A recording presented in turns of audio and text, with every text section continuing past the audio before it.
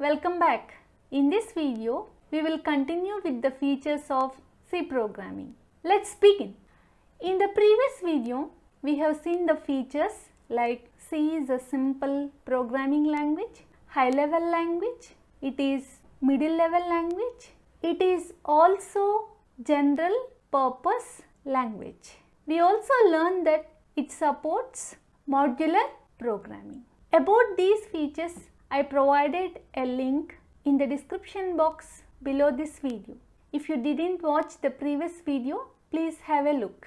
Now, let's continue with the features of C programming. The next feature of C programming is structured or POP programming. POP stands for Procedure Oriented Programming. First, we will see the architecture of Procedure Oriented Programming, then we will understand about it. This is the architecture of Procedure Oriented Programming. When we look at the architecture, we are dividing the main program into small sub-programs which is called subfunctions, like subfunction 1, subfunction 2 and so on. We will combine these subfunctions together to solve the main program. Let's go back to our previous example, which is calculating the stadium area. If we see here, the main program is calculating stadium area function and the sub-functions are calculating rectangular area and calculating semicircular area and finally summing the areas, which is calculating stadium area is my main program. I divided into sub-programs which is calculating rectangular area, calculating semicircular area and finally summing the areas. Depends on the complexity of the problem we want to solve. We can again divide these subfunctions into further subfunctions. Like let's say we divided the subfunction 1 into subfunction 4, subfunction 7. Similarly, subfunction 5 and subfunction 6. We are following a systematic and structured approach to solve the problem using the concept of functions, right? Do you agree? Yes, it is. That's why C is also called as structured or procedure oriented programming. Okay, let's move on to the next feature of C programming. C provides a lot of inbuilt functions like mathematical and logical functions in the form of inbuilt libraries, also called as header files. This feature is really helpful if you want to write programs to solve the problems in a faster way. Let's take for example, we want to calculate the power of a number. Let's say I want to write a program to calculate the power of 100 power 50. To solve this problem, I no need to write my own logic. Straight away, I can use one function called POW, means power, built-in function, which is available in inbuilt library called math.h, which is mathematics header file. We can see here, to calculate the power,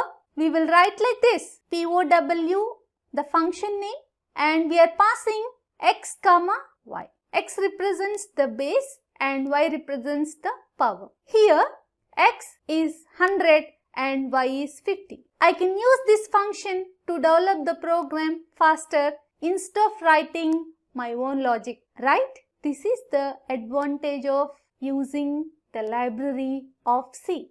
Like this, C provides many libraries. All those libraries you will learn chapter-wise when you start writing programs. Okay, let's go to the next feature of C, which is pointers. This is very powerful concept of C language. Using this concept, we can interact with the memory. Actually, we will write the program to store the data. After storing the data, we will do some calculations on it. Maybe it is a logical or mathematical.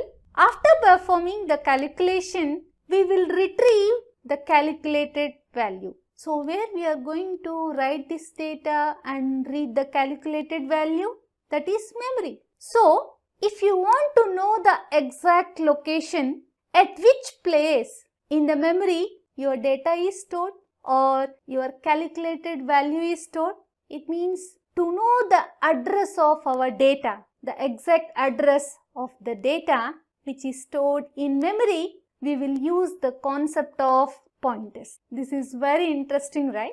The next feature of C is dynamic memory management. This feature allows us to use the memory efficiently. What is the meaning of it? It means while executing the program, we will write the data. Just now we discussed. We will do some calculation, means some processing. After that, we will retrieve, means we will get the calculated value. Once it is done, if I don't want the data anymore, then no need to keep it in the memory, right?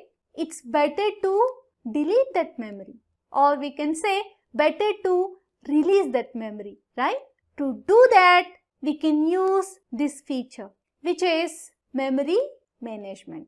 It is also called as dynamic memory allocation. The short form is DMA. It means how much memory you want while executing the program, that much memory only you will allocate in the memory.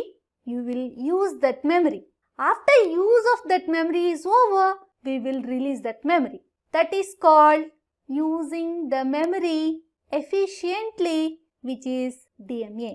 To achieve this concept, again, we will use the concept of pointers. Just now we discussed it that using pointers, we can get the exact location where our data is stored. So, if you want to release that unused memory, we should get the address, right? Then only we can remove that. So, pointers is such a powerful and very important concept.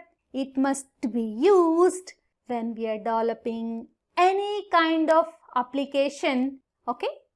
We will stop here for now. In the next video, we will see the remaining features of C programming. Thank you very much for watching this video. I will see you in the next video.